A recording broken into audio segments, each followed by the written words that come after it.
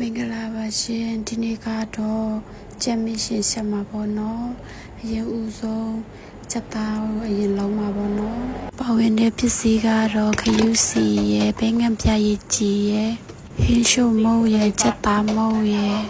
အယောင်တင်မုံနဲ့စနုမုံပေါ့နော်ပြီးရင်ထောင်းထားတဲ့ချက်သွန်နီဖြူချင်းကိုထည့်မယ်စီထည့်မယ်ငပိလေးနည်းနည်းပါထည့်မှာပေါ့နော်ပြုတ်ထားတဲ့မြင့်ကိုထည့်မယ်ရှင်ပြီးလို့ရှိရင်နတ်အောင်မွေပေးလိုက်မှာပေါ့နော်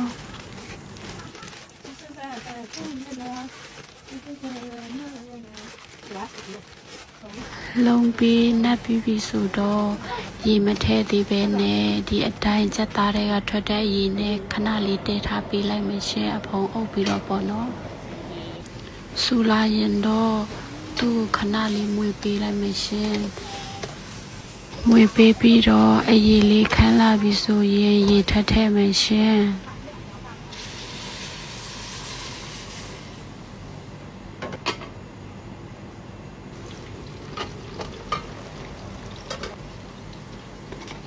အဖုံအုပ်ပြီးတော့နိုင်ဝဲလောက်ခဏတည်ထားလိုက်မှာပေါ့နော်နိုင်ဝဲလောက်ပြည့်သွားပြီဆိုတော့ရေကထက်ခမ်းပြန်ပြီရှင်အဲဒါကြောင့်မို့ရေထက်နောက်တစ်ချိန်ထက်ထဲမှာပေါ့နော်ဒီတစ်ချိန်လေးအနည်းငယ်ရေခမ်းလိုက်ရင်တော့ရှာလို့ရပြီပေါ့နော်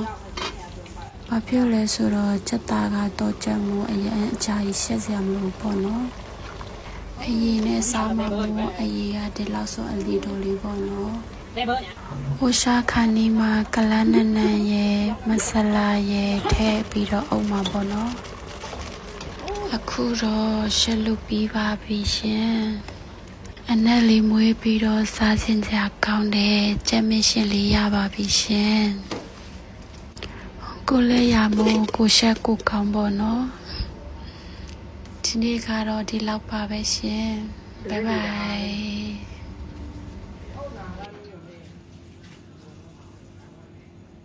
三里边要冒啥的？三里个冒啥的？